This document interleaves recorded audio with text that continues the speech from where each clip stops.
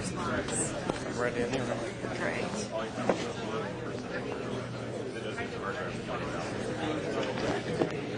Good morning. Welcome to the Visiting Speaker Series. Our guest today is Max McKeown. I've been practicing saying his last name for the past week. Am I getting it? Not even close. McKeown. McKeown. Right. I'll have it by the end of the day. Max is here actually because a friend of mine over in LCA forwarded his information to me and said, hey, this guy's really charismatic. He's really interesting. He has a really unique perspective from living in the UK as to sort of some of the perception issues that Microsoft has within the industry and with our customers. And I thought, oh, well, you know, that might be a really interesting topic for the Visiting Speaker Series, but what sort of sealed the deal for me was I got cornered once again by a stranger in some strange place who was telling me how horrible Microsoft was and how Microsoft had personally ruined their life, and they wanted me to solve it for them immediately. And I thought, oh, wow. This is a pretty difficult thing for me to solve. I mean, normally it's hard for me to get my coffee order right, let alone, you know, solve your personal issues with Microsoft. So in the hopes of making all of our lives a little bit easier when we are in the public space and not stuck in Redmond, we invited Max McKeown in. So please help me welcome him.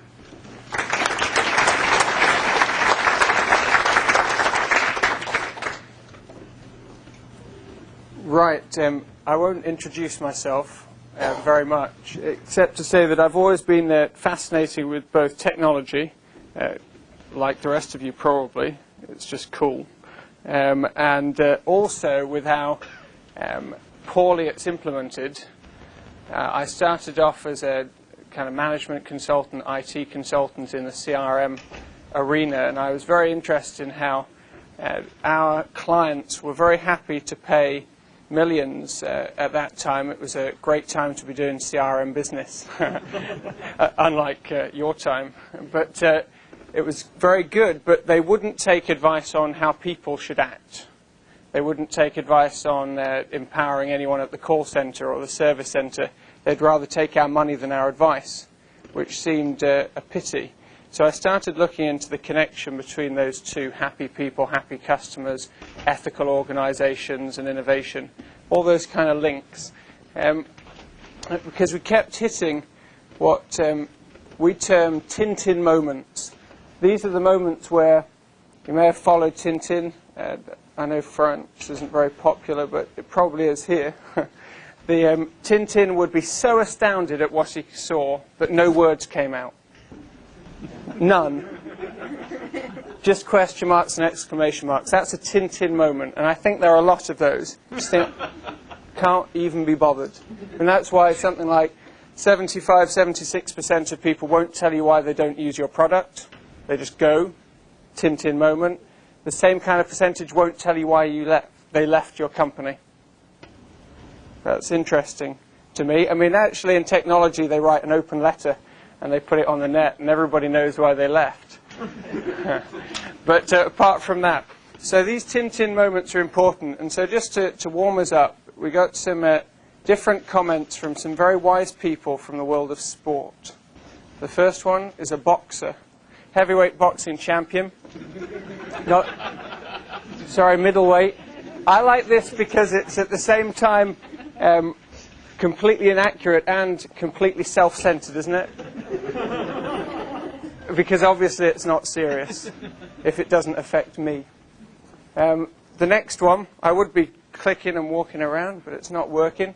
The next one, this is a UK striker for a soccer team. His team finished in the bottom half, might get relegated this season. Isn't that wonderful? No one's made the connection. You know? You can't. You have to make the connection. And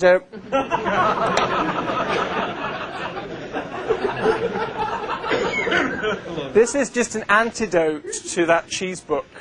You know, I hope, because it doesn't matter where the cheese is. It matters where you live. And sometimes we think that everything's going really well, And it's okay because we're rich, we've got a job, we're cool, our company's doing well. But actually, everything's not okay. That's the sick feeling in our stomach, or maybe that feeling when we're cornered by people who don't like our company. My presentation over the next hour and a quarter, I think I've got. Is that right? Yeah? Sorry. It's not an hour. Can't leave. But hour and a quarter ascribes to the view that progress and thinking is messy. You can tidy it up afterwards, but to get there, you've got to make a mess. So I make no apology for having hundreds more slides than I could possibly share with you.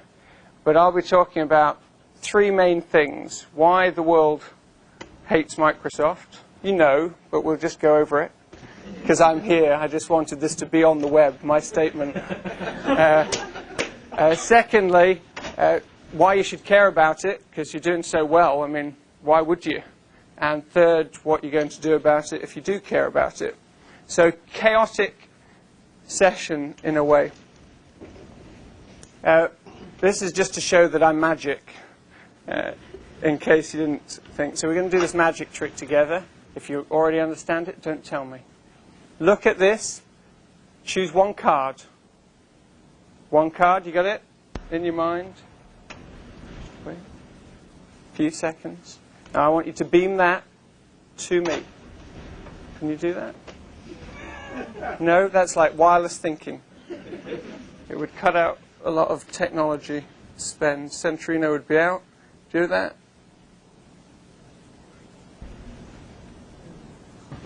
Has it gone? Has it gone? Did it not work for someone? That's good. Nothing much to do with anything. The other thing, though, here, this, sometimes you look at a thing and things, again, are not how they seem. Can you imagine that happening? You walk in and find there's just a hand stuffed up wherever they stuff hands. Okay, why people hate Microsoft. The first thing I wanted to do is kind of prove they do, more than they love it. But they also love it. So I did this highly scientific exercise. Using Google, I searched, I think it wasn't Google Smackdown, but it could have been. Google, I searched on hate and love combinations. Microsoft is one of only 2 companies on this list, and it's a pretty good representative list of tech companies. They're the only one of 2 where more people hate them than love them. I found that interesting. Everyone's hated. Everyone. 3? Fantastic. I know Netscape's one. Who's the other? AOL. Okay, yeah, for now. I guess we can take some comfort that AOL's margin is worse than ours. Okay, well, we're going to get that into the moment. Self-justification. Yeah, you take comfort. You take comfort. Still interesting, though, isn't it? All the same. Yeah.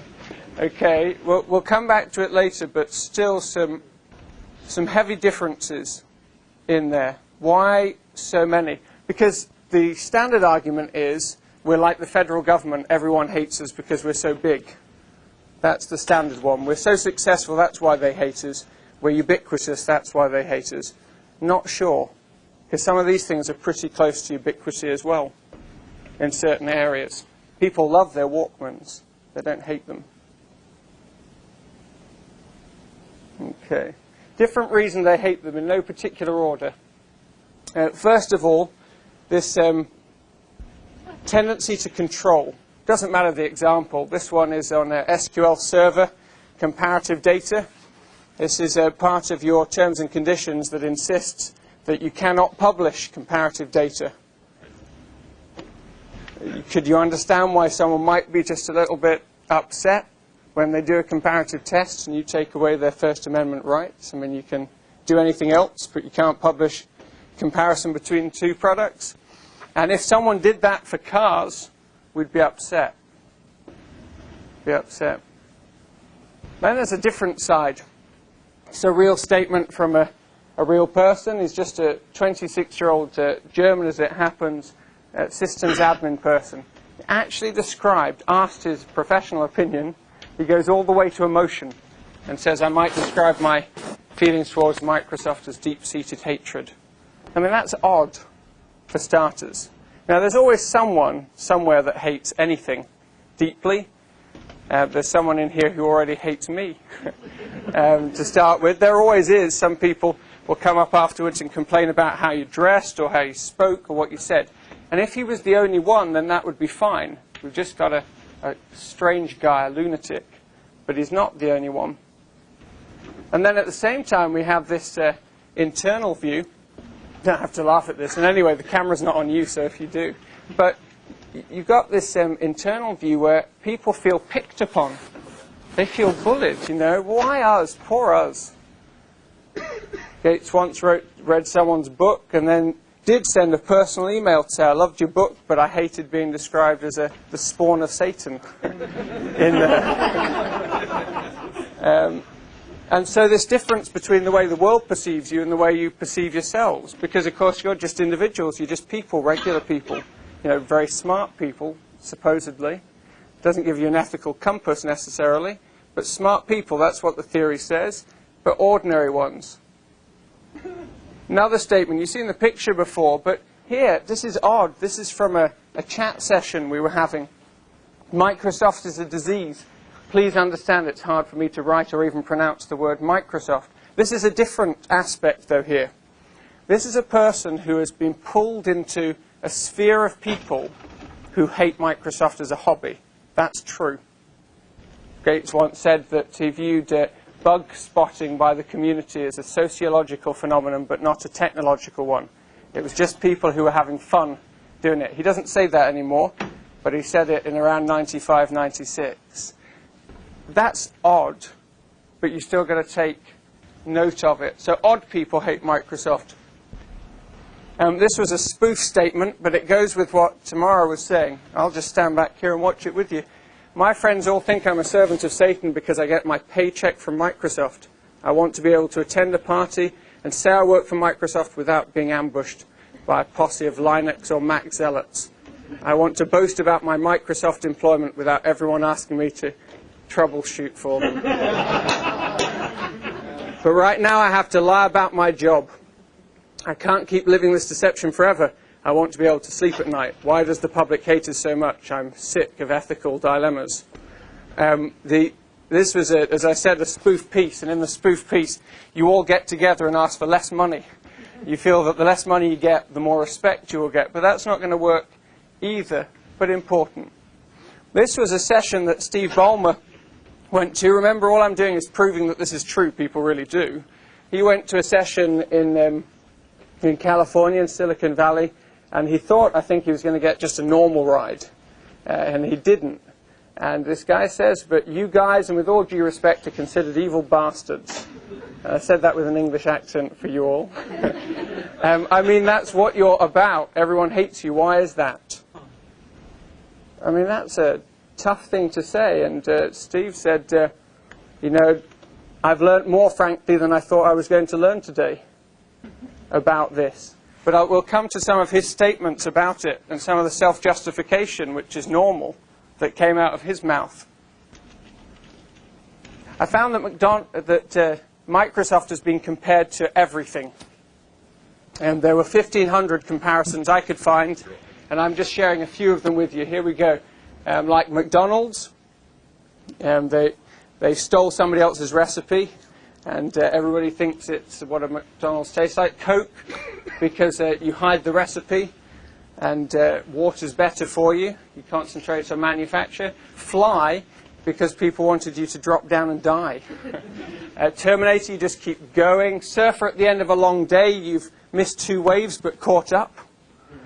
And now where's the next wave? You're ready for it.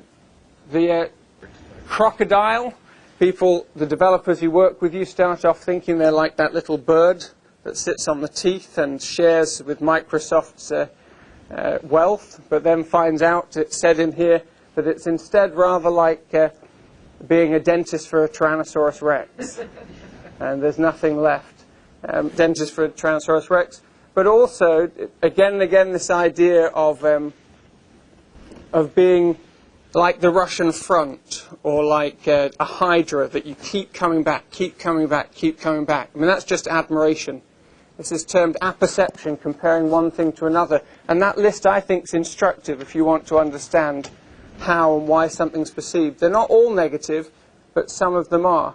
Some of them consider you individually like the steed of the Nazgul. That is to say that once you were kings, and now you've become the servants again of the evil one. And this is just all out there. I didn't make this up. This isn't just a rant, and I don't even share it. Particularly, I don't view people as good or evil, unlike some people in charge of countries. I don't view it like that. I just view instead that we've all got good and bad points. I don't, but people do. Okay. This was Steve's response here to those comments. He said, well, you know, we could do lots of things. We could be nicey-nicey, or we could screw them. Or the third thing is we could say they're really something. How do we compete aggressively, he says. And I'd venture number 3 as the scenario. It is out of respect that we compete. I don't know about this statement, because I'm not sure. And this isn't, again, at the man. Who knows? I don't know him.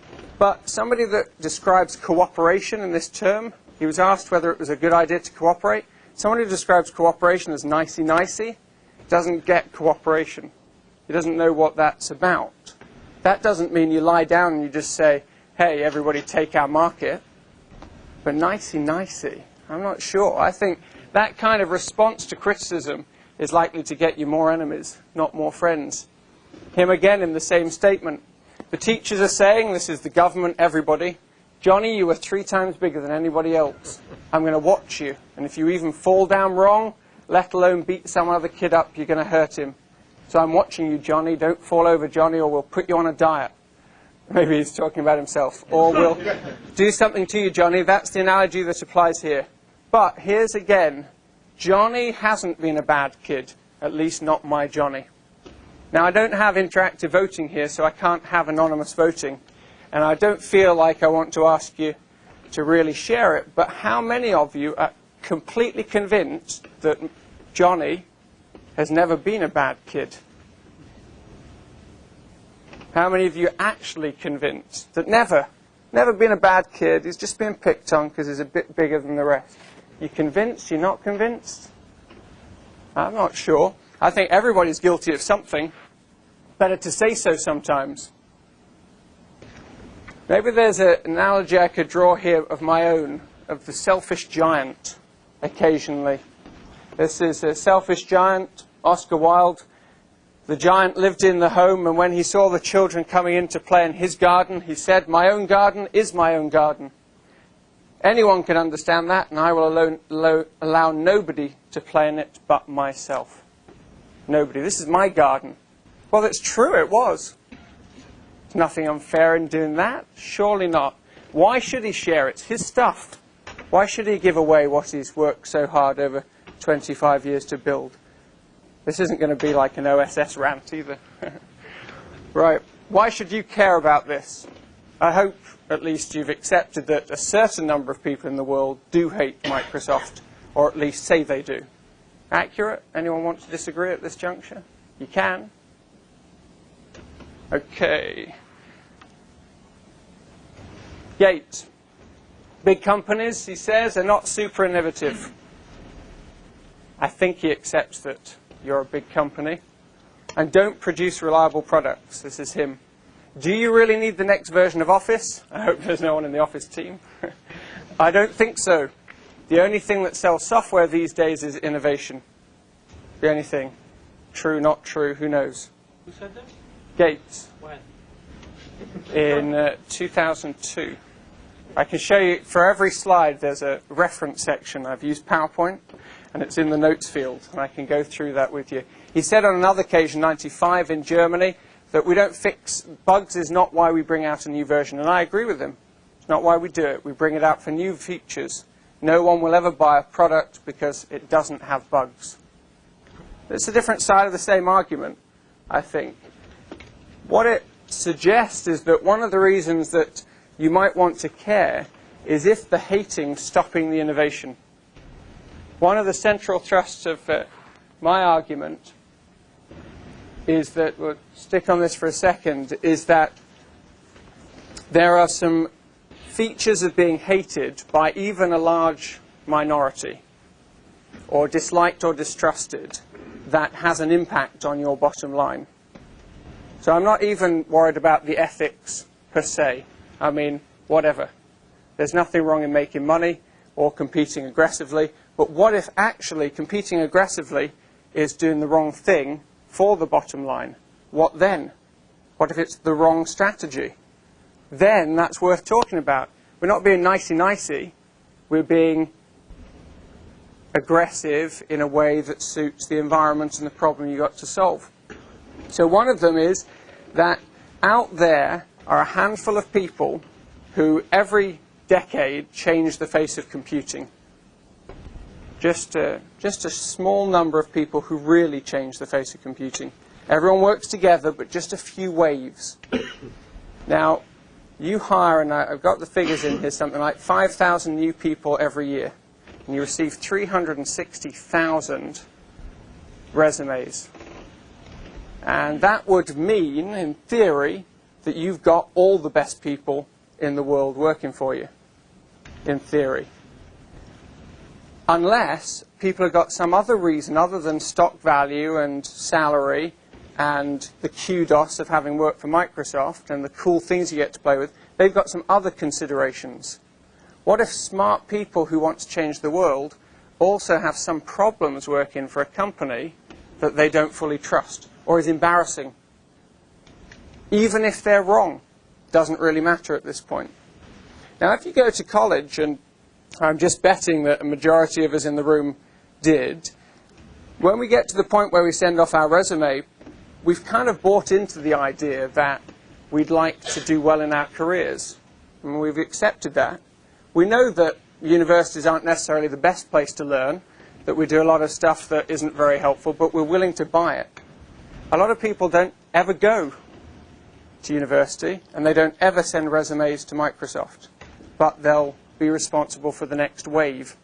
There's a reason that teenagers often come up with exciting things, isn't there? So just as a starting point, who were the heroes of the past decade? Programmers, people who changed the world. Give me, say, 3 names, in your opinion. Sorry? The Napster guy, Sean Fanning. Absolutely. Just teenager, messing around, peer-to-peer stuff. Could have been anyone. But Sean. Tim Berners-Lee. We've got a quote from him coming up. You think he's getting a Microsoft job soon? I don't think so. You see the quote. He said, I think it's terrible that people and companies should be judged merely on how much money they make, whether they're good or bad. Mark Anderson. You think he's going to work here anytime soon? No. Now that's 3. Now I'm not saying, I'm not against your company at all. I'm saying that's 3 names, and those are the 3 I would have picked. There are some others, Richard Stallman, others that are outside. But that's 3. Who's next? Linus Torvalds. That's not a bad 4th, is it? Again, not a bad 4th. Your SEC filing says he's going to cause you problems. I don't know if that's just fake or not. I mean, the cynicism in the world about any Microsoft action is immense. As soon as that SEC filing came out, there were chat shows and there were chat room conversation and bulletin board conversation that was saying they don't really mean that. They're only saying it in order to get the monopoly guys off their backs. I mean, don't trust you, don't trust you, don't trust you. That seems to be a problem. I'll get into more why in a moment. But if those 4 or 5 people that have changed maybe the face of computing that came off your minds first wouldn't work for your company, how are you sure that each next wave you'll be able to catch up? Now, you're producing stunning software, and we use it, and the argument hasn't been won yet. But how many? The 5th person that changes the face of computing, the 6th, the 7th, the 8th? At what point does Microsoft not have the ability to catch up? Certainly, if the idea of Microsoft as a hated company sinks into the consciousness of those teenagers to the extent that a growing percentage would not work for you, you'll miss that wave. Because even when you want to buy their company up, they'll say no. That's not the only way you compete, and I'm not saying it is, but it is an issue. Okay, we'll just move. Just worth looking at. Sean Fanning for you. Okay.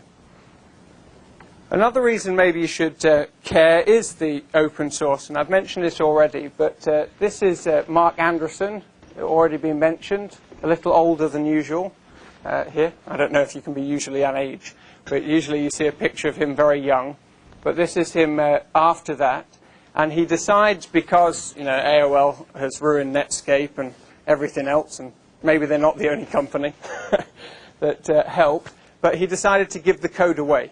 And he held a party, and he had a large projector like this, and he had everybody in there, and they gave out discs with the code, and they also ran the code line by line along 2 million lines of code, and he just looked at it and wondered if he was doing the right thing. This was my baby, and I'm going to give it away to everybody.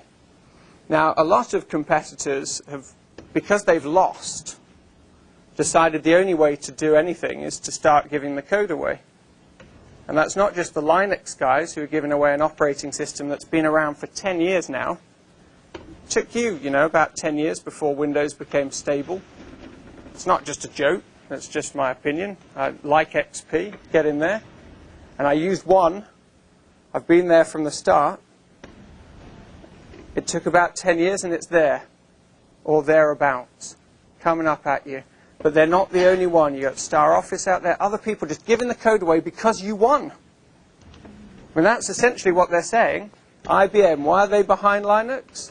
Because they lost with OS 2. And they've been waiting an awful long time to try and figure out a way of coming back. But that doesn't mean just because we understand why they did it, that it doesn't matter to you. And if a whole bunch of people are out there ready to hate you, they're going to take advantage of it. And there are thousands of programmers, and why wouldn't they be more or less as good as yours? Who judges best programmers anyway, who are out there working on it? In '94, I was running a software team. And one of our guys, I was just an immature team leader, really. Didn't know what I was doing in a sense. Felt I had to keep control of this group. One of them was never working on our project. He was always working on Linux, all the time. But I, at that stage, thought that that was a problem, not an opportunity. I now see that if I paid a bit more attention, instead of trying to put pressure on him to stop, we might have got ahead of an important curve, and we didn't. And there'll be people out there playing games on curves that we need to keep with. One of the reasons for that, of course, is that the best programmers in the world are something like 20 times more effective than the average programmer. 20 times, because they understand abstraction. But they also seem to have an uncanny link between that and their interest in foreign languages, martial arts, science fiction, and ethics.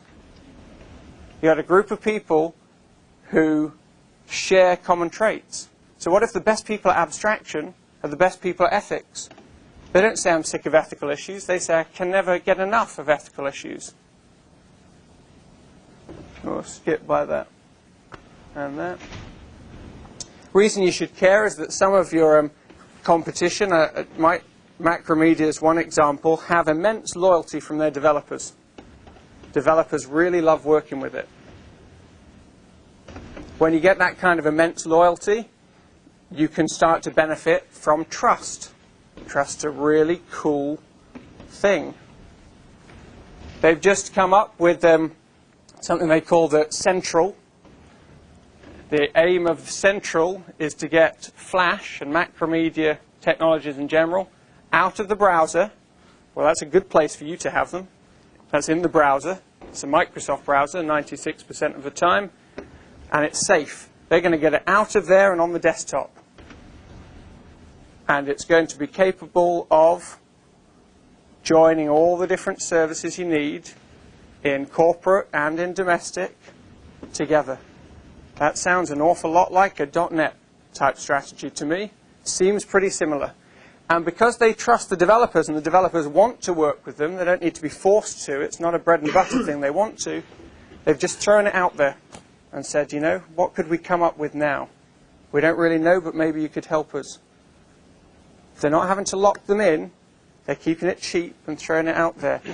If you're hated, you have to come up with other strategies. You come up with longer and longer terms and conditions that nobody reads but everybody fears. That's Tim Berners-Lee. That's his comment. Okay. About when he made that comment? He was talking about, generally, in this case, he's asked the question constantly, why didn't you make money from the web? I mean, it's more maddening, I think, than the why does Microsoft make products that crash comment at the parties. I mean, constantly it's the American question, particularly. Aren't you mad because you didn't make any money? And he says, well, no, because I didn't need to make any money. I'm doing fine, thanks. I only eat the same number of calories as anybody else. You know, I'm doing all right. There was a Canadian billionaire recently who said you can only spend $150,000 a year at the most to make your life better. He said, believe me, I know. I've tried more and it doesn't work. Okay, so it doesn't really. And if a lot of people believe that, again, you know, who are capable of visionary thoughts, who are capable of abstraction, then you need to consider. Okay. And yet at the same time, and this wasn't his comment, this was just a general discussion on open source, a community is a place where people are judged not by how much they are worth, but by how much they contribute. Well, that's a nice idea. Whether it's true or not, we've got some slides in the third section coming up that say maybe it's not true. This is to prove I was there with Microsoft One. And I was. Good screenshot. Okay, we'll just move on. You've done that. Done that. Just done that. Okay, one reason you should care about this is that apparently, I mean, this was on the publicity style article, so I don't even know if it's true. But apparently, once people get here, they like being here.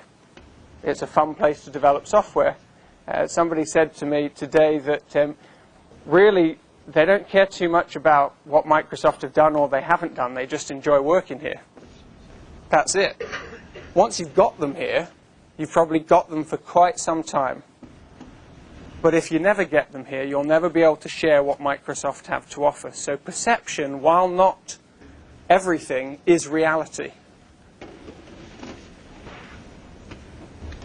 Okay, we've done that. Okay, this is an ex-Microsoft employee. Do you recognize this memo? Anyone read it? Or people don't read anything? It's probably like fixed on your browsers that you can't, is it? No? This is Stutz. This is the Stutz memo. Recovering from external perceptions of Microsoft as greedy, petty, untrustworthy, paranoid, and politically inept will take years. So I didn't say it, but he left the company, so if you're feeling like self-justifying, just do. He obviously was just a malcontent. That's why he feels this way. Being the lowest cost commodity producer during such a recovery will be arduous and will have the side effect of changing Microsoft into a place where creative managers and accountants rather than visionaries will call the shots. You follow that? That just means that if Microsoft is cheaper, if it's cheaper to buy OpenOffice, you know, free, than Office, quite a lot of money when last I checked. I keep hoping I'm a student. I'm going to sign up for yet another sort of doctoral program so that I can get it for $80 and not $355 or something. But if it's a cost issue, then of course the visionary stuff isn't as important in those two cash cows. Maybe. Instead, the accountants will say, well, we've got to reduce the costs here, and creative managers will have to find ways of making sure the process produces more things more efficiently. But there's no growth in that. And if there's no growth in it, your stocks aren't going to increase. Your stock options aren't going to increase, and the rest of the world will... I mean, commodity is not a nice thing to be in. And that's commodity. That's what he's really saying. You can only do so much with a word processor. But this is very, very long, but still, he's saying essentially in here, let's go to the second to last line. Useful software written above the level of the single device will command high margins for some time to come. So that's your cell phone to your PDA, to your computer, to some server somewhere, to your bank server, to do something really, really useful. That's going to command, I mean, integration, that's what it's been about for years. The integration area. Maybe that's why you're sniffing about at EDS, who knows? It'll be useful for some time. But it's all about cooperation.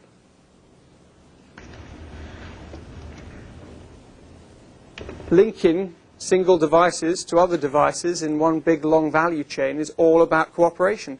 If you don't have a cooperative mindset, you're going to find it really hard to write collaborative software. It just doesn't quite fit. You mean we're not on the box and we're not defending the box? You mean we've got to talk to other people? Oh, that's... what? You mean we've got to make sure those other people are on our side so they don't block us? That's what's going to happen. Device next to device, next to device, next to device. It's more like trying to make the country more honest. Imagine trying to have that task to make the USA or UK or France more honest. That's your challenge. It's a cultural challenge. This kind of software isn't just about being intelligent. It's about linking one thing to another thing to another thing and making sure that as soon as it leaves your space, you're not going to take over the whole mobile phone. Whatever they say, Nokia, Ericsson, everybody's going to be in there for some time to come. You're going to have to cooperate with those people. And they've got to want to cooperate with you. So somebody pulls some stunt like the MSN one. Well, we'll come to that later. Okay.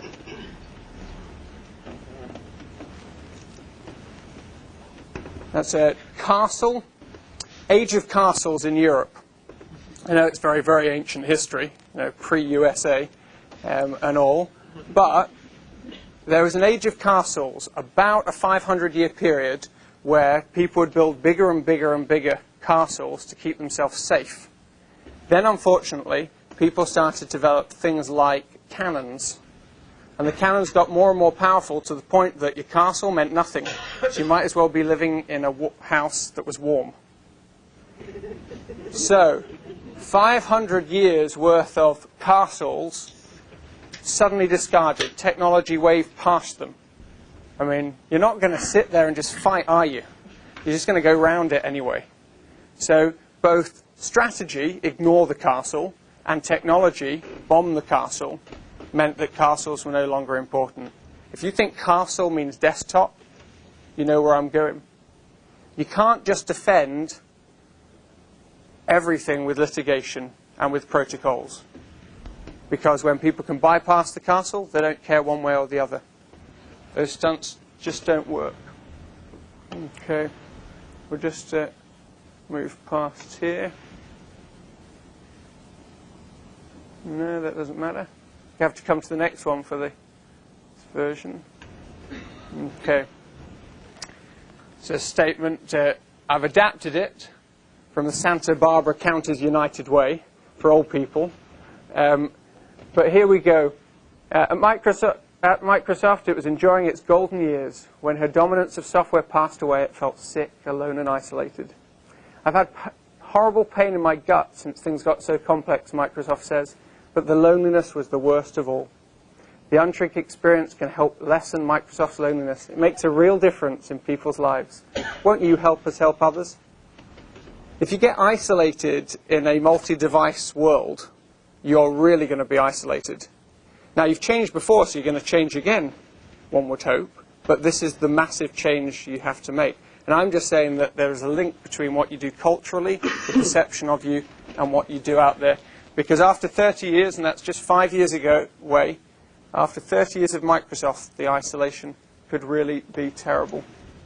I'll just skip round here to my next question. Can the world learn to love Microsoft? Is it fixed that they have to hate it, a percentage? Obviously not everybody. Okay. Well, this is one approach, and I'm not going to mock it, although it seems more about Gates the person than sometimes Gates the company. So the first thing I'd say is that giving is useful, but measure the cynicism by how many people wrote, even when he was giving, 100 million to India to combat AIDS, even then were writing that it was all a PR stunt. Okay, that's how you measure the cynicism, even then. But if you started giving early and giving more often, that's not a bad approach. Giving so it seems to be genuine. Giving from Microsoft, not just from Gates. You giving. That can work. Maybe not immediately. And you do, I know already, there's charitable giving, there's time that you get to go and do various things. But you're going to have to give early enough and often enough to overcome that cynicism. To make people think, you know, they're the body shop of software. They actually care. Why not? Why can't that happen? I don't think... You're only 25 years old. Some of you are literally only 25 years old. It's not a very long time to be in the business. You can so completely change that particular perception to stand for things other than software. In fact, we'll do it, just to your opinions, what are some of the important issues in the world that you really care about? It's just your opinion, apart from software. That doesn't matter. Or making money, that doesn't matter. An important world issue that Microsoft could help solve. Can you think of anything? Hunger. Pardon? Hunger. World hunger. Yeah, there's a good one. I don't know what you could... Anyone want to venture what Microsoft could do? There's a really obvious one, and then there'll be more creative answers. What could it do to solve world hunger? Better distribution. Better distribution. There we go. Now, what would we... I mean, obviously, now we're tempted to start to go in a PR angle and going, so how could we do like a .NET XML solution in time for Microsoft Server modular to come about? But no. I mean, part of the problem with giving is they only really believe you if they know it can't possibly have helped you directly. So no. But better distribution. Why not? Why not? I mean, you're hiring during the recession. Essentially a recession. You're hiring during that period because you know you'll be ahead, don't you? Why not use some of the cash reserves to give in a way that people know is genuine? I mean, it will stick in people's minds. You could solve something. I don't want to get into all of it, but one is to give so much that it starts to hurt, that people's cynicism is overcome. Okay.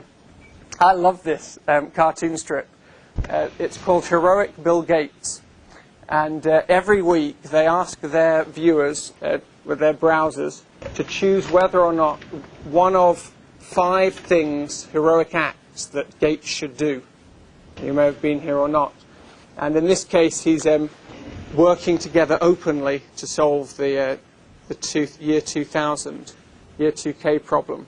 And other people, I don't know who those sketches are meant to be, I can only guess. But I liked the idea here of transformation, because I had never, before I saw this sort of mocking site, viewed Bill Gates as linked to the word heroic. Now, that doesn't mean I think he's a bad person. He could be a fantastic person. I just hadn't linked those two. It was not an adjective that would have leapt to my lips, heroic Bill Gates. But why not heroic Microsoft, heroic Bill Gates? There's nothing to stop you. You've got 40 billion hanging around. You could do something heroic. You could look at some of those figures on the sites of people who sort of weigh up Microsoft wealth against world wealth, and you could actually do some of the amazing things they suggest that go, why not cure world hunger in the bottom 5 countries? Because only a tiny percentage of that is more than their entire GDP. Now that would be something astonishing, wouldn't it? Microsoft saves Somalia would be good. Okay.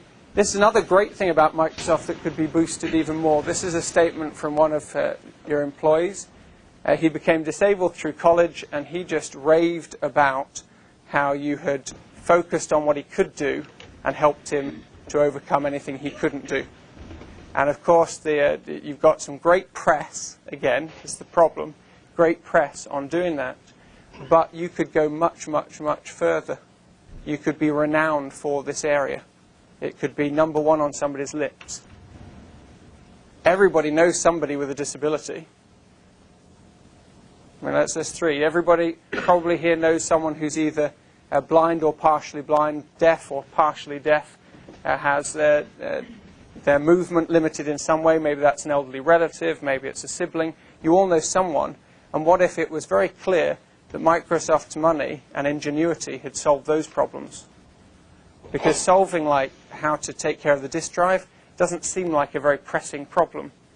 Now, it has to be done, but it doesn't seem pressing. But if Microsoft's associated with that, that's good. That's good. The founder of CNN is forever linked with being a good guy who gave $1 billion away to help. He will forever be linked with that.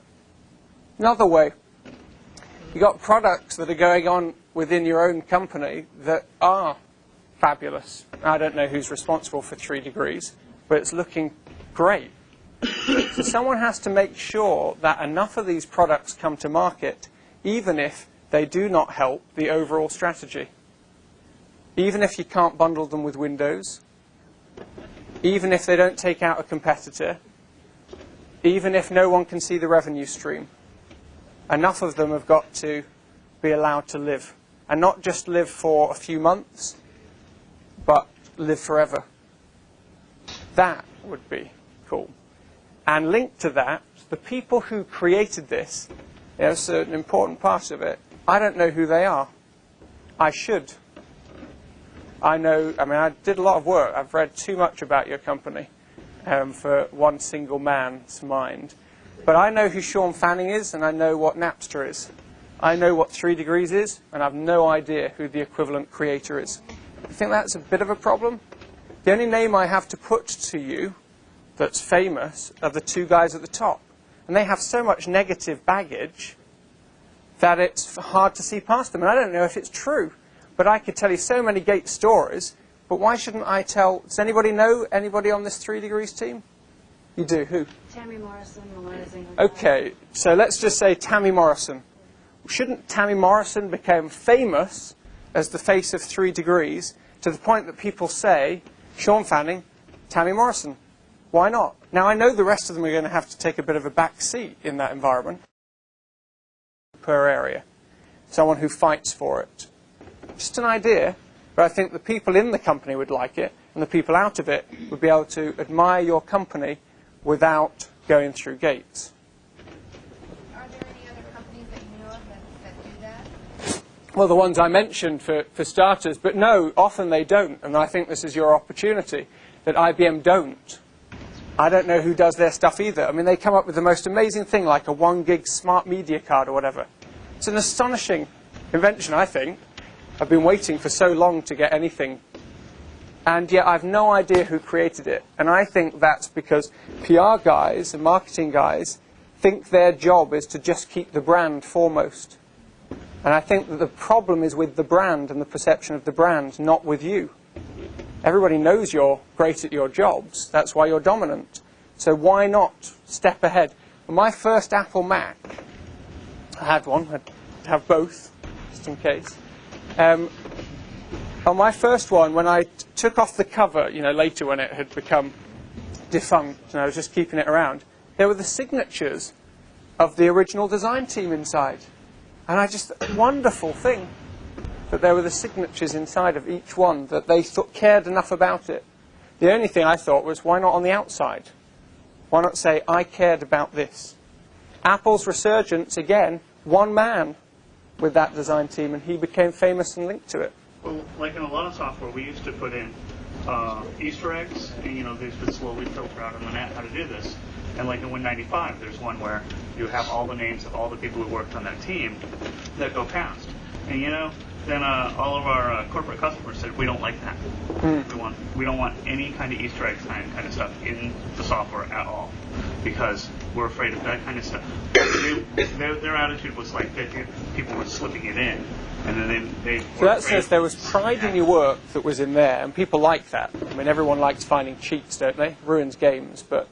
To the gentleman's point, I mean, you don't have to use Easter eggs to it. It could just be right in the help, creators. It doesn't have to. Yeah, it could be. It seems like they suck that out for a good reason, and then it never comes back to you.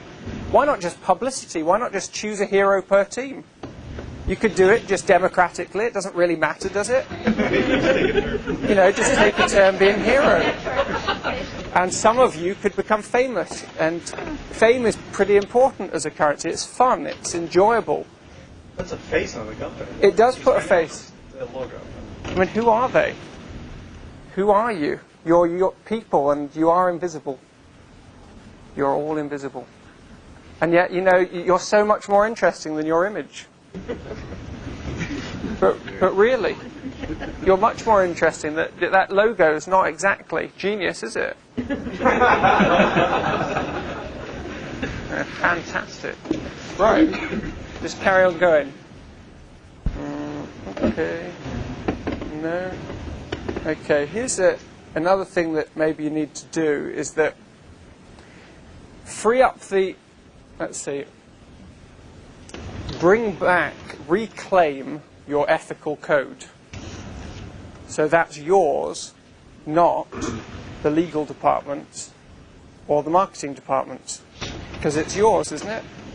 I mean, you are the ones who will be ethical or unethical. Or maybe it should be the marketing department's. Who knows? Maybe you are the marketing department. I'm not throwing stones. I don't believe in that idea that programmers are good, everybody else is bad. I mean, that's nonsense. That's easy to believe. That's nonsense. But why not reclaim it so it's yours? You decide what you'll do or not do as a company. Why not a bit more democracy in the company? This is for a good reason. If you want to be loved, then you have to do innovative things. Why not be as innovative in your corporate structures as you are in your software? You heard of the company Semco in Brazil? Maverick Semler's, sorry, not Maverick Semler's, Ricardo Semler's company. They have a system where any team can vote for any member of that team to leave the company, including their managers. They vote. So it's not just like some soft, 360-degree assessment or whatever you do. It's not that. It's you make the choice. Now, I just think if those stories came up, if you go past bill meetings and towards that idea of innovative democracy and organization, that's exciting. People start to want to work for you because it's the only big, serious player that's willing to actually trust its people. There are some little players that always trust their company. By the way, Semco, this company, it did a few things. One, offices, if the owner of the company goes away, everyone else can decide where his office is when he comes back. It's not just a joke. He said, I've come back 3 times from holiday and found my office has moved, and each time it got smaller. Okay, so go with a stretch of credulity. Gates goes to something. When he comes back, he has no office. Could it happen? If it could, maybe it could, but if it couldn't, ask yourself, why not? They're the only company that has been able to go past the general recession and economic turmoil in Brazil. The only one. They keep growing at a rate that is as fast or faster than a successful American company through this route. I mean, can't you be trusted to run your own affairs and make decisions? It's your jobs. How about when somebody, do you remember, well, it's currently going on, you remember somebody put some money up and said, I think it was $200,000 in 2 parts, but anyway, to crack the Xbox, to crack it open and have a look inside, and put it up. Wouldn't it be great if the person who did that was Microsoft, for a change? That you did the competition to crack your stuff. The site that this comes from has built a multimedia player for the Xbox that is sensational. It's not finished, but it plays everything. I mean, just every single format in a beautiful form factor, usability. That is the entertainment center inside someone's home, in a way the Xbox is not currently. That's one of your strategic objectives. Out Sony.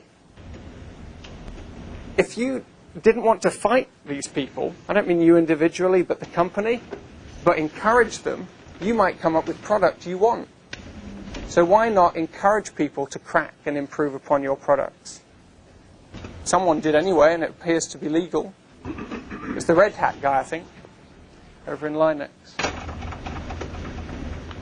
Okay. Just a few simple ideas. One, I've heard, it may not be true, but that there is well, actually, I know that it must be true to some extent, that there is a division between permanent, is it badges? Is it still badge colour, or has it changed? Okay, what colours are you? I don't know quite how it all works, but it used to be sort of blue and orange or something. Blue badges are better than orange badges. Okay. And I know that several times that my friends who dropped me off today were challenged as, you're not allowed in there, or you couldn't get any help. You couldn't get a map. That was one interesting thing. If you wanted a map, you couldn't have a map. I don't know why, but the rule said you couldn't have one if you weren't a Microsoft employee. Because we didn't have a badge, we couldn't have one because we were going to bomb you or something. I don't know. I mean, I know everybody's scared and all, but I think it probably would have happened 5 years ago as well. Yeah, that's all 9/11 stuff. Is it just 9/11 stuff? Yeah. I could have got a badge, not a badge, but is there a division between badges? And you knew. Yeah. This interests me again, because who says people with one badge are the ones who are going to contribute to the company and the others aren't? The people with the badges that sue us for treating them like everybody else. Okay, now I know that area. I know that bit, and that's a legal one just on stocks, essentially, and benefits. I understand that, but it's not the only difference. You think it's the only difference? What he's saying is that the IRS rules. No, I know that, but that's about benefit. That's mainly about benefits The and stock IRS options. rules that those people should be treated as full-time regular employees if we treat them the same in other ways. And the lawyers have been. But nobody from the IRS comes into the company and says, you were just really condescending to a guy with the wrong badge. They're not measuring condescension. I'm talking about how you treat them, not how you pay them. There's a tiered system. I think there was much less of that. 8 years ago when I first came here, I didn't know the difference between orange badges and blue badges. It just never crossed my mind. But now they're not allowed to do this, they're not allowed to do that. We can't invite them here, we can't invite them there, and there is a much wider gap. They have to leave for a certain number of days each year, and I think it has changed dramatically. Okay. I agree. Is that true? I agree too. I came right about a year before that happened, and when I arrived, we didn't talk about blue badge, orange badge. People talked about supposedly there being one, but a lot of my friends were orange badges, a lot of my friends were blue badges, and we all hung out, we would do things. Now it's really like you can't invite an orange badge to go to an event. Well, you can't to this. Okay. You got it. You can't invite one to go go-karting. Why then did it change? Is it only the IRS rulings? Or is there something else? Yes. Well, actually, It sounds to me like this problem here with the Easter eggs. It sounds like it's waiting for something to go mad, and we could bring it back in. We could ask them what rules. Are you sure that presentations count as perks, or whatever it is? Well, also, it depended on group, too. I've been in saw groups 8 years ago, in 95, where email would accidentally go out to the full group for some event, and then they'd have to someone would send out email, again saying, oh no, this is only a blue badge event. Particular group. And, just a morale event. We can't solve the whole problem, please. I think you're talking more about not necessarily the legal issues between two badges, but the way that orange badges are treated in your work environment versus a blue. That's what I'm talking about. And I've been an orange badge, and I can say, and I'm a blue badge now, and I can say that in some groups, in some instances, you are treated as a lesser employee. You're not an employee, but you are treated differently. So I worked as a contractor for 4 years in the early 90s, like 91, 92, that time frame. And back then, the culture was everybody was valued on what they contributed, and there really wasn't that much of a difference. But then as we evolved, the culture had to evolve because of the legal things and all that other stuff. And then we went to training how to make this difference because government didn't like it and all this other stuff. So we've had to. But still, there's still the culture saying you're still a human being, and we still do that. Just work. I'm not just talking about, I don't even want to be caught completely by that. I mean, there's obviously a big debate waiting to happen. But the only thing is that's not the only difference that I'm talking about, though, because that's just the one you really recognize. I'm talking about the difference between the sales guys and the rest of the company. I'm talking about the difference between the service guys and the rest of the company. There are 22,000 sales guys. Are they smart people or not smart people? Are they the villains of the piece, or are they equally useful? How about the service people, who are almost everything?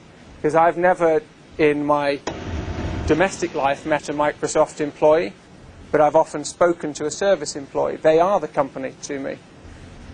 There are all sorts of different ways of treating different people, and I'm saying just on this one, there is a myth that you are what you do. And there's a principle that could help Microsoft, which is you are what you can become, you are what you can contribute. One company that I looked at, I found it didn't have enough, I know you wouldn't want any, but enough Oracle DBAs, and it couldn't find any. This was a hot period for them. So it said to the receptionists and the mailroom staff, hey, do you want to train up? And they said yes. Well, 60% of them said yes, and they trained up and they passed, and they went from paying them minimum wage or something in the reception, or $8 or whatever it was, to paying them, to getting $1,000 a day or $2,000 a day for these people. You are what you can become, and sometimes we stretch out there and we say you can contribute here but not here. Please. It seems to me like you're not making a distinction between our consumers and our competitors, and that small segment there, which are programmers that aren't. And you take things that are said by competitors or how they feel, and then you apply it to the consumer. And I don't see that. I see most consumers, they don't care. They have to drive a Ford, they drive a Mercury, they don't care. It gets them from point A to point B. It's what everybody knows, it's what everybody uses. But we're applying this hate Microsoft because people who lost don't like us, that the consumer doesn't like us. I don't buy that. And the application of that, too, is that we take this, we hate Microsoft, everybody hates Microsoft, and we start straining at gnats to try to be good enough for people. Okay, Best place. I think I've received your point, which is that I'm merging that consumers love you and that everybody else is bitter because they lost. Yeah? It's an oversimplification. Okay, obviously, but just so I can answer it. First of all, certainly coming from the UK and Europe, consumers are smart enough to hate you too. So I don't know for the US because I don't live here. You take a Microsoft person, you put a Microsoft employee in a room with some consumers, and they will start. They will start on you. And we did it the other day. We invited somebody. People lied into me like they were attacking me personally over how they didn't like. They buy you, but that's not, and they even rate you, but that's not the same as them loving you or even liking you. Why do they have to love and like us? Now, this is why we're getting into it. Okay, this is why we're getting into it. Because you can't win the next wave, or the next wave, or the next wave. I mean, I don't know. I can't predict. I just buy your stocks and sell them, make $1 billion. But I can't predict. But it will not take you far enough. When a corporate hates you, let's just focus on corporate for a moment. When a corporate hates you, you won't ever get in. That German town that has just decided to go all Linux is not the only company in the world, place in the world who'd like to if it could.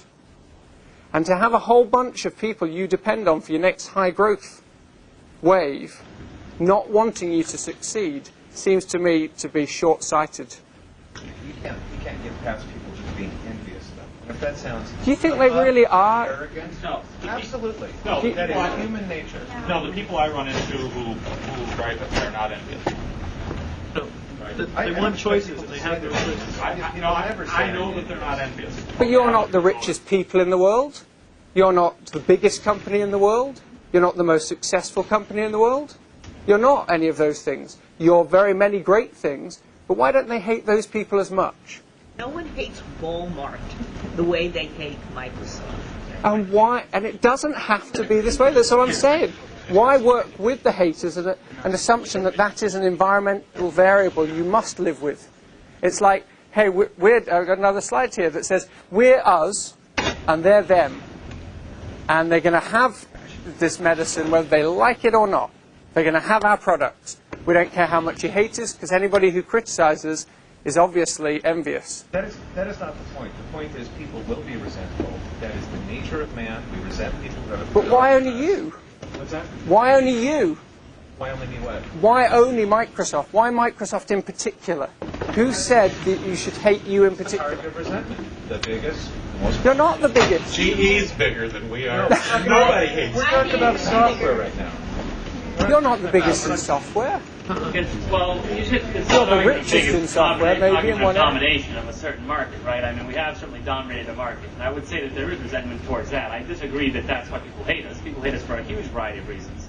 Absolutely. Absolutely. Please.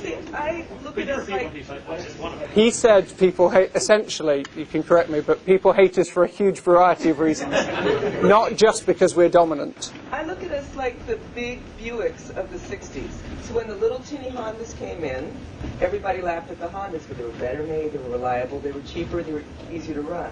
So even though GE was the biggest company, General Motors was the biggest company in the world, people gravitated to a cheaper, easier to run system. And I think that's where we are. We've become GM. And Linux has become Honda. I certainly think, the word arrogant could come to mind, I have a couple of things to say. I'm new to the company, 4 months in, and the first question I asked, actually my partner in crime up there, he and I were having a conversation, who is the customer and how do we find out what they really think? And I would ask the both of you, how much time have you really spent asking the customer what they think? Are your conclusions based in that, and how much? And then secondly, the type of loyalty that we have from what I can see right now, there's loyalty that's bought, and then there's emotional loyalty. People have to use our products now, and I think to your point that there's a greater need for an emotional connection out there to our product. Look at Macintosh, look at VW Beetles, look at, actually Paul has done very well even though their hardware is miserable compared to ours, right? There's something that we're missing. Every time a competitor fails, there's some percentage of this company that says, see, we were right. Palm fail, you'll just conclude you're right if they did it. But that's not necessarily the conclusion to reach. If you only look at someone else's faults and go, hey, I can stay the way I am, that seems so self-limiting. Why not look at what they did well and do it as well? Well, and there's opportunity in what you're saying. There's opportunity in finding out and being and spending time with the people who hate us, finding out why instead of creating a defensive posture, instead of wanting to correct them, let's engage them and find out why. There's so much opportunity that we're I think that's true. Yeah, I just wanted to add that right doesn't necessarily make successful. Look at VHS and Betamax. Betamax was a lot better, but VHS survived. We can't. As soon as the software becomes a commodity, then we have no advantage anymore. Well, it will. OpenOffice will get there. Yep. It will get there. It's not impossible to copy, and it will get there one day. What next? Then the advantage And then we'll come there. It has to be emotional. I'm sure you're chomping at the bit here and perhaps you have some more insights at the end of your presentation to draw. At least that suggests I've some so far. Thank you. I've been very pleased so far. To draw parallels between America as a nation's perception within the world and our perception, there's got to be a gold mine. Microsoft is the most American company. There is a... Okay, if I can, I will come back to that particular point, which is that is Microsoft all that is America? Perceptions of self-learning that go against a lot of the self-justification that I'm hearing right now. Okay, I'll try to get to that point, and if not, stay for lunch. It's the time I've got. I might do a different presentation this afternoon and just start from this point. But, why is it important to have the people who will start the next or the next after next wave rather than try waiting for things to stabilize and then jump on the wave when really the world is ready for it? For example, Napster, financially they failed, but the peer-to-peer account is taking on, and it will be a viable approach in the economy as we know it now. So why would it have been important for Microsoft to be Napster at the time? Okay. One is because you can't always guarantee you're going to be able to retrace your steps. You played American football, whether it's soccer or we play rugby. If somebody passes you because you weren't paying attention, and you're so fast that you think you're going to get there, you're going to actually be able to, they come past you and you think, it's okay, I'm fast. But it's not only just one ball in the game. No, that's maybe one of the problems. I mean, obviously, you're not going to be able to get everything. I think you're going to answer. Always catch up. You can't always catch up is one of the things. I think that's true. You can't always catch up. And I just think that a lot of really cool ideas are being maybe stopped inside Microsoft. Some of your best ideas that you could have just done. 3 people could have gone off and out-Napstered, but done it better because you understand the legalities. You could have made it work, and why not? Because I like file sharing. A product that goes from 0 to 20 million users at 6 months, 12 months, whichever, is something you would have liked to have done. But why not? You could make this thing work. And sometimes it just seems you just don't want to because you're making loads of money. Thank you. I'm almost like you see a mutual exclusivity here between doing these things or taking opportunities or having some of these great ideas and Microsoft being hated. Because these are all great ideas, whether the consumer hates Microsoft or not. Well, that to be our justification. First of all, I'd say that if the consumer really does hate you, if it ever becomes a real movement rather than a, kind of a trickle, if it does, you're really sunk. For sure.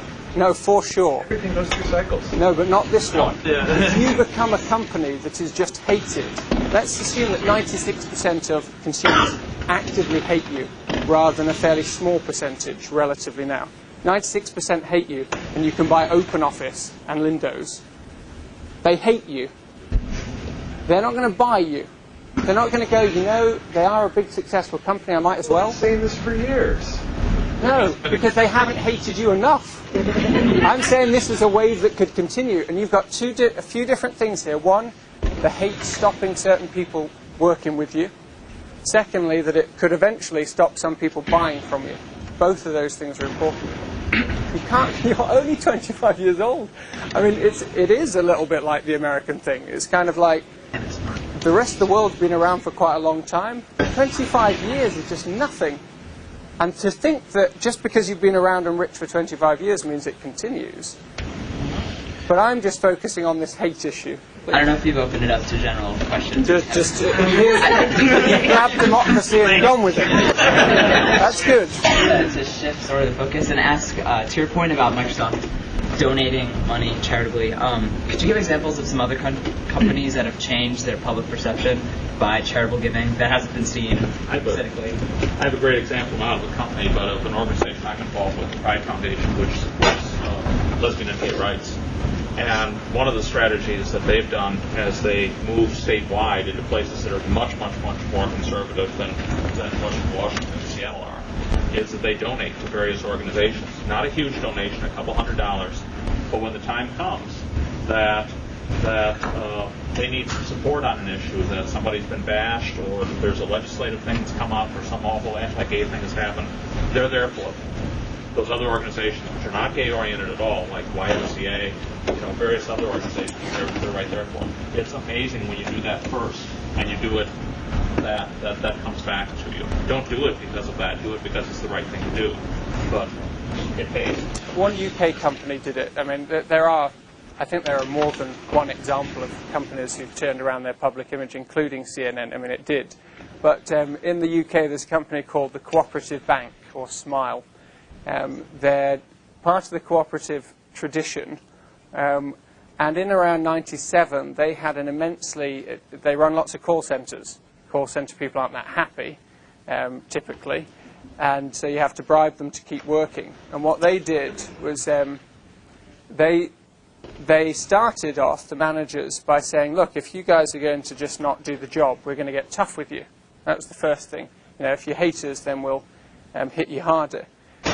The next strategy they went with instead, then as a result, the unions came in and they said, we're going to ask for outrageous things. If you're going to hit us, then we want, obviously damage money or something. And what they eventually decided was this wasn't working, this them and us, them and us, them and us. And instead they decided to come up with a pact between them. It was called it was 7 partners. And they identified 7 groups that they were going to look after as much as they could. And some of them are really quite ambitious. Shareholders, yeah. customers, okay. Obviously, it doesn't matter if they hate us, but otherwise, suppliers, community, society, employees, and families, and then future and past generations. I mean, that's a wild thing. They actually felt that they had a responsibility to past generations and to future generations. So past as in the legacy of the company. Yeah, the legacy that they had, that they shouldn't do something that broke with that legacy. And they now have not only 92%, which is similar to yours, 92% of their employees will, in the call centres, will recommend other people work there. I mean, if you know call centres, that's incredibly high. Also, if you know banking, you'd know that 97% of customers recommending you is pretty high. This transformed. They made money from internet banking. I mean, Wingspan Bank didn't, did they? You can't just always outspend. They're doing tremendously. It's just one example. That's what I was going to say in answer to that question. There's lots more. But they transformed their reputation. So one. So the question that keeps coming up is, will hatred actually infect or affect the company? I worked for a company a while back. Some of you may remember Packard Bell. Made PC computers in early 92, 93, were one of the top discount computer sellers. Had cheap prices. They sold a lot of volume of computers. The fact is, though, customers felt they had the worst computers, the worst service, the worst of everything. And now where are they today? They don't even make computers in the U.S. anymore. The company, they were kind of partnering with NEC, then they completely folded that unit, stopped making computers, closed up shop, and went from selling the most computers in the U.S. for a 2-year period down to absolutely zero. They're completely closed out, and in Europe and Asia, they were bought by another company and do still produce computers under that name. The same management is gone, the same manufacturing company is gone. Nothing. There's absolutely nothing left. I think because, do you remember the comparison, the apperception stuff? What Microsoft is like. That's what I was searching for. Microsoft was like a lot of things they said on there. Well, no, it's a minority of things where they kept coming back at you. The Hydra, for instance. Cut off the heads and it grows another one. Starfish, they said it was something against you being split up. They said, don't do that. Oh dear, no, keep them together where we can see them. But one of the things there is that what if instead of just replicating, I mean the Borg was on there as well, instead of replicating and assimilating in a negative way, that capacity for change became changing who it is. Keeping all the good stuff, because I'm not denying, I'm not anti-Microsoft, not anti-anyone as it happens, although if you hit me, obviously, for a split second. But other than that, why not just take aboard all the good stuff? I just don't understand it. It's like sort of walking around with a leg iron on and going, I've learned to live with it. Google here, I just wanted to share with you, Google being fairly successful at least achieving popularity. Not talking about money. And the problem is, you see, with some Microsoft people, is that as soon as I mention another company, you go, they're smaller than we are. They're not as good as we are. They haven't been around as long as we are. I don't learn that way. I prefer to look at what they do well and then say, why couldn't we do some of that? And all I'm saying is they said, our motto here is there's no such thing as success, failure on the net. It means there's only success, success, which is the same as saying win-win, I suppose. But the idea that if people out there like what you're producing, you will win if you keep doing it. One of the problems with other people, I mean, if you... anybody use Google? Okay. Anybody use it 2 years ago? Anybody use it 3 years ago? You don't know if it was there, do you? Okay. You're using it, so you must think it's all right. Don't you think it's fascinating the way that as each little extra option comes on, in such a low-key way, the word news comes on. No advertising, no mail to me. News. 4 characters. I click on news. This is a killer function. I get all my news from there now. I just couldn't, I mean, what a thing. 4,000 different sources for you. You get to read everybody's different opinions, right to Iraqi daily news at the moment, to what they think of us in Japan and so on. Just that tab. And it's just power, and that's not the only thing. It's, you know, about the best image search, and so on, and so on, and so forth, and it's all free. And there's something very powerful about that idea, that if you offer up something so good, no one has to hate you after all. And they've got ethics in the company. At the moment, it's in one person's head, but at least he's known for ethics. Right. What do you mean? Sorry? Google is known for ethics? No, they are for ethics. They have one person, though in particular, one of the founders, whose job mainly is to decide what is in his terms, very programmy terms really, what's righteous and what's evil. He has to decide that, what they do or they don't do. What is interesting is that they've got this concept that someone should be responsible for ethics. The company should have a conscience. That's what I thought was interesting. That they could actually point to it, and it wasn't someone who was responsible for legals. They're young, you know, we might beat it out of them. Okay, and they had, maybe worth sharing anyway, you may not have read these, 5 things they felt. The user is in charge, not the user needs a paperclip. Rule 2, the world is your R&D lab.